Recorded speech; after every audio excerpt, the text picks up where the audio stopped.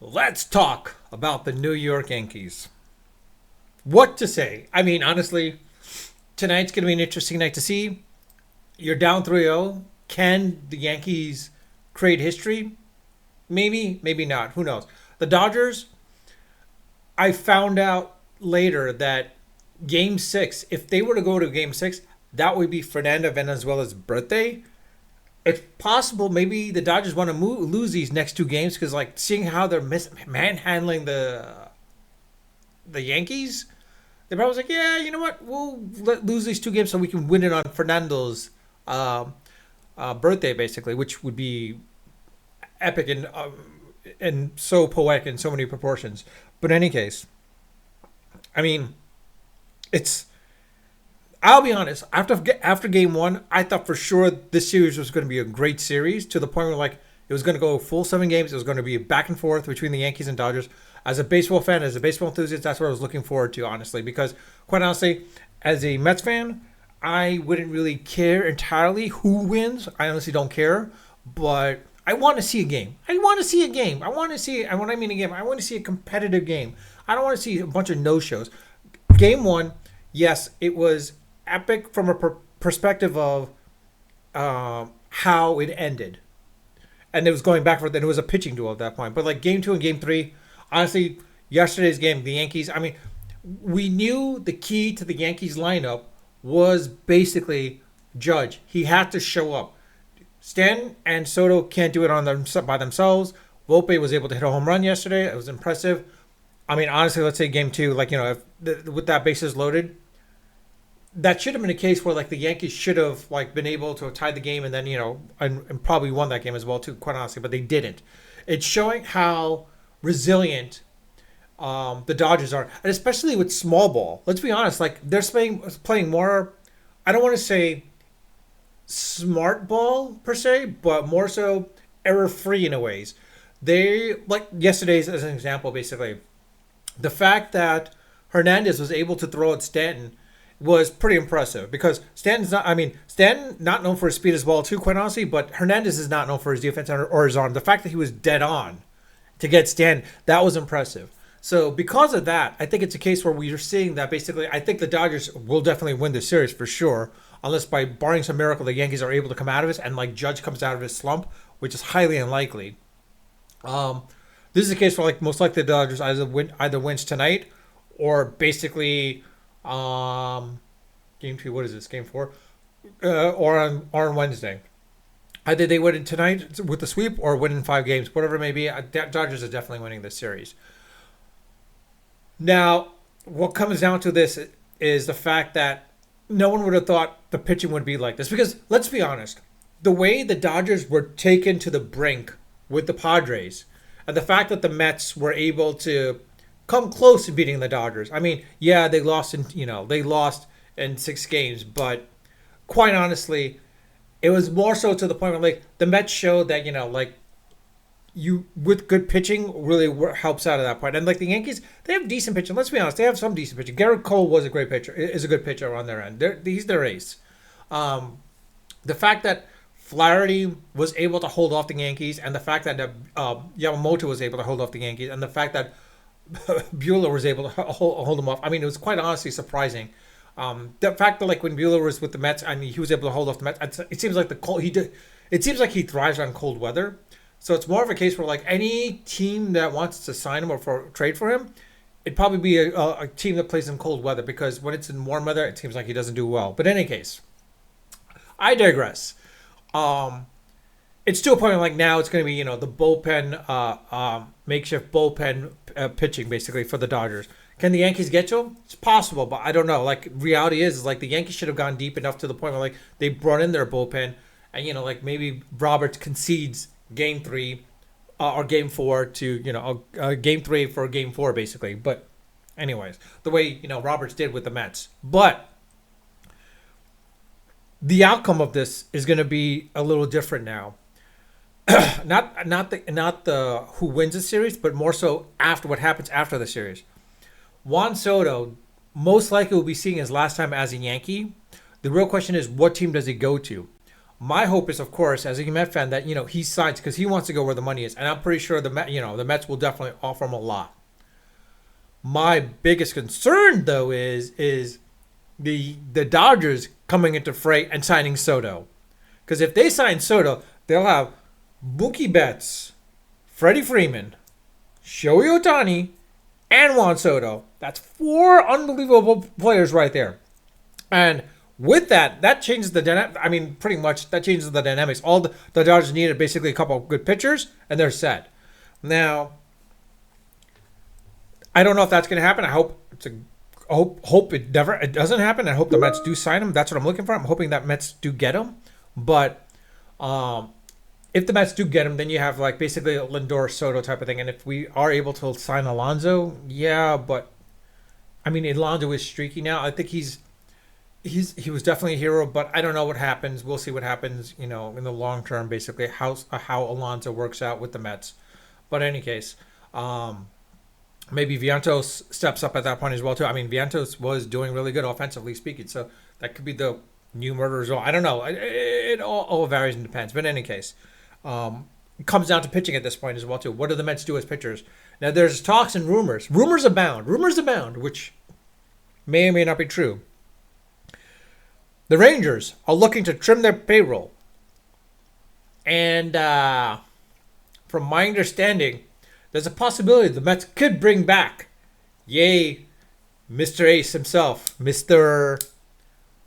I don't know what DeGrom's nickname would have been. Hawkeye, I guess. I don't know, whatever it may be, like whatever superhero character it was at the time. You bring him back. I think the Mets can bring him back. They just have to surrender some. I mean, honestly, I'm willing to pretty much give up McNeil. I'm willing to give up Batty. And I'm willing to give up Mauricio if we can get DeGrom back.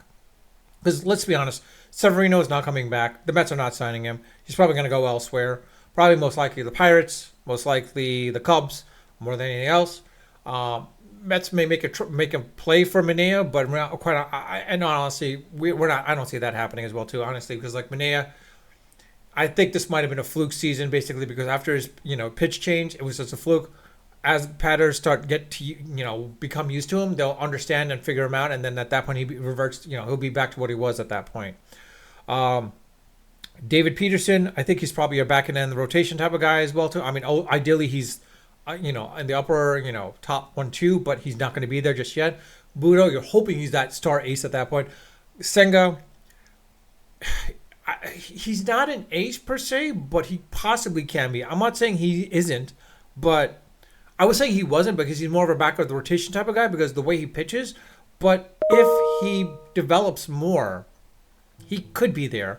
And then there's that other Japanese pitcher that's in Japan right now, that a lot of teams are looking at basically, and he looks really good. He's only 23 years old too. That's the surprising part. He's 23 years old. The Mets can try to make a play for him basically because I think they just have to do what the Angels did with Shohei basically, just pay $50 million up front. And then sign him for like a low ball offer, and then eventually when he becomes a free agent, we'll see what happens. But if the Mets can do that, that'd be great. But anyways, that's that. Now, from the perspective of looking at the rest of the series right now, the only way the Yankees look, quite honestly, Shohei Ohtani having not shown up as well. Look at his average right now in the World Series, not so great per se. But the Dodgers are able to win without him. The Yankees, without Judge, they're not able to win without him. They were able to with Cleveland. Yes, they were, and Kansas City, but that's only because they didn't really have a strong offense on their side, basically. So the fact of the matter is like all the other players have to step up. I mean, Stanton and Soto are doing what they can, but they would have to go perfect at this point. And the problem is their pitchers. The Yankees don't really have that many great pitchers at this point right now, quite honestly. I mean, their bullpen is good enough, but not great. They don't have the Mariano Rivera type of person. They don't have an Andy Pettitte. They don't have a Roger Clemens, or they don't even have a I'm trying to think of any of the 2000 Yankees. Pettitte, Clemens, Wells. I forgot the guy's name now. I could see his face. He was with the Cleveland Indians. I forgot his name now. not Cologne. I forgot the guy's name. I can't remember his name now, but 2009 MVP basically for the World Series for the Yankees. Um, but in any case, having a brain fart for some reason or another. But in any case, the Yankees pitchers have to step up unfortunately as well too. But honestly, more so to the point where like I don't know what's going to happen at this point. Honestly, most likely the Yankees are probably going to be swept. It'll be for the Dodgers. This would be great from their perspective because let's be honest, for 8 to 10 years basically, they've been in the playoffs consistently, but they just never could get over that hump. I mean, yeah, 2020 they finally won, but that's kind of an asterisk here. And there was that two times where they were in the World Series and they still lost. Kind of sucks for them, but for those 10 years practically, to finally get a World Series of this nature, the way they're doing it, I think it doesn't put a stamp, but it brings some relief to fans at that point. Now the question is, can they repeat it the following year? It's unknown, quite honestly, but we'll have to wait and see at that point. Now, with the fact that with the free agents that are looming, the Dodgers could sign another pitcher because like the way the Dodgers are seeing right now, they're fortunate the fact that their pitchers stepped up and Flaherty came in. I mean, granted, the Yankees had a shot with Flaherty, but the fact that they backed out of the deal, I mean, it might be different. It might be a different case basically. It could be because if Flaherty was with the Yankees, it's possible then that the Yankees are going against the Mets because let's be honest, the Mets would have without Flaherty there. Mets would have beaten the Dodgers easily, very easily at that point. Buehler would have been the starting pitcher in Los Angeles. The Mets probably would have scored on him. Senga Yamamoto basically would be a different story. I think the Mets would have probably won at that point, but that's what ifs 2020, of course, and what ifs and all that stuff. But now it comes down to this: with the Dodgers, where do they build on from this? How do they build from this? Because they want to maintain that dynasty. They're going to want to maintain that dynasty. They already have the players, the Freeman, Betts, Mookie, and Otani. But I think they want to add a couple more bats here. But they definitely want to add some more pitchers as well, too. Yamamoto, definitely good. Flaherty, definitely good.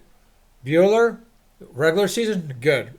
Postseason, yeah, but, that's different. So, like, if those three pitchers stick around and, maintain what they're doing, we're going to hear a lot more from the Dodgers at this one. Kind of sucks for Kershaw because, I hate to say this, but Kershaw, being the ace that he was, if he was able to have pitched, that would have been great. It would have been beautiful for him, but unfortunately, no.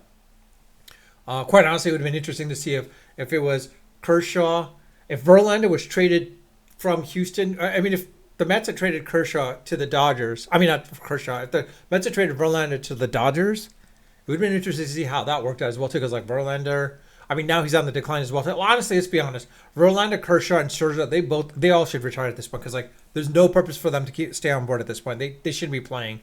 I think they're done. They're done. But in any case, I'm saying in any case a lot of these days because of whatever it may be. But what the Yankees can do to make this a game is their offense has to open up. They have to stop making these mental errors, and they have to be. I hate to say this, but they have to play small ball. They need to start playing small ball. They can play small ball and be successful at it. I think they can get at least 2 games from the Dodgers. They can definitely get 2 games from the Dodgers if they can play small ball. Now, the real question is this. Dave Roberts, should he be the manager of the Dodgers? Should he? The way the Dodgers are playing right now, you would say yes. But in reality is, looking back for these past 10 years and such, I don't think Rodgers should be that manager. Yeah, he's gotten him to this point, but reality is like Bobby Cox, his players knew what to do. His players got him to these points. It's as though it's like he just needs to know what he needs to do, but he doesn't. I have a feeling that if it was a Buck Showalter, I think the Dodgers would have literally at least 4 or 5 World Series rings right now. If a Buck Showalter, with these players that he has, if it was Buck Showalter, I think they would have 4 or 5 rings. I hate to say it, but it's possibly true. Definitely Joe. I hate to say this, but Joe Torre, knowing full well, I'm relying on some of the veterans. I know full well that he would know that these guys would be in a heartbeat, a dynasty in and of itself. Well, with that, I'll leave it at that. Um, I'll probably go live tonight after the game, depending how it works out. If the Yankees do lose, I'll definitely go live for sure. If they win, not probably live. I'll probably just talk about tomorrow's video release. But with that, I'll leave it at that. Let me know your thoughts. Put it in the comment section. I do read my comments and I do respond to them all. I know I've talked a little bit longer than I normally have because I normally talk for about 5 to 10 minutes at most, and that's it. But this is a subject matter which I think everyone was surprised the way the Yankees are playing, and like the fact that if the Yankees do get swept, I don't think anyone was expecting it. And definitely the goat of the series for the Yankees will definitely be Aaron Judge. The question is, how will he respond to this following season? Because he's got to shoulder everything, and will he go on a tear next year as well too? Let's see what happens there. Because Garrett Cole has done his job, Stanton was doing his job, Soto was doing his job. Soto may no longer be there. The question is, who who do they replace him with? I don't know. But in any case, if you like this video, please hit the like button, and also if you haven't subscribed, I ask that if you could subscribe. That'd be great. But with that, I'll leave it at that. Unfiltered, unedited, and of course, always unrehearsed. Until next time.